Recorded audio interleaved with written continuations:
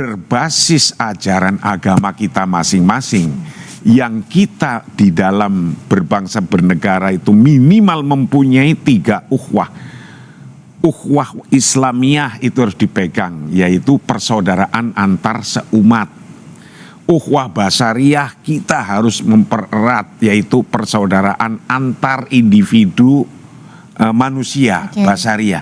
Tapi ini harus ditingkatkan dari 2 ini, harus ada ukhuwah watoniyah, yaitu persaudaraan sebangsa setanah air. Alhamdulillah terjaga sampai hari ini, maka bisa hidup bersama-sama.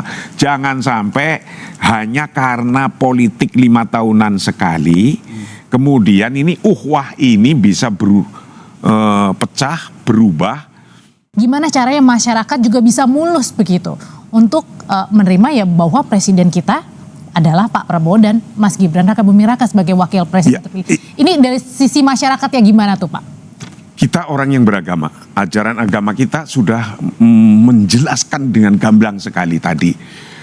Karena di Indonesia sudah ada aturannya, ada nizamnya, ada undang-undangnya. Sudah terpilih, sudah. Besok setelah sudah terpilih, besok step berikutnya tinggal dilantik.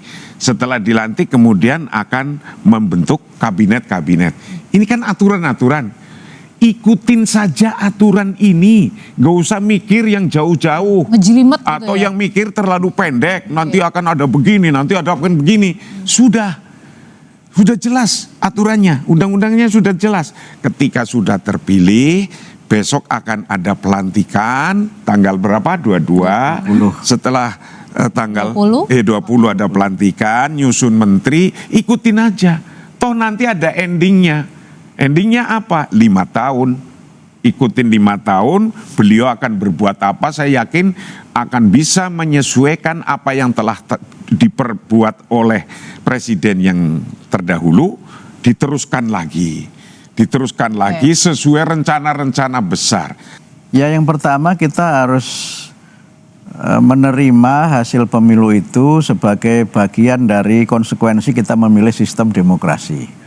Sehingga terpilihnya Pak Prabowo dan Mas Gibran itu tidak hanya kemenangan bagi beliau berdua, tapi menurut saya itu adalah kemenangan bangsa Indonesia.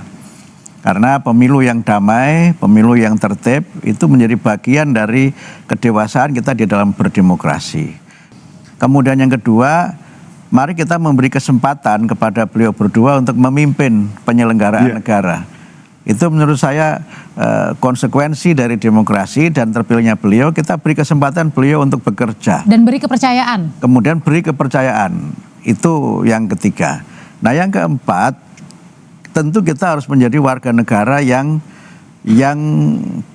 aktif dan partisipatif. Nah, saya kira kita harus menjadi warga negara yang aktif dan partisipatif untuk kebaikan bersama, untuk Indonesia maju, Indonesia emas. Karena membangun bangsa bukan hanya tugasnya presiden, bukan hanya tugasnya menteri, tapi juga kita sebagai masyarakat bersama. Terima kasih Pak Marsudi, terima kasih Pak Muti. Terima kasih. Selamat malam, sehat selalu semuanya.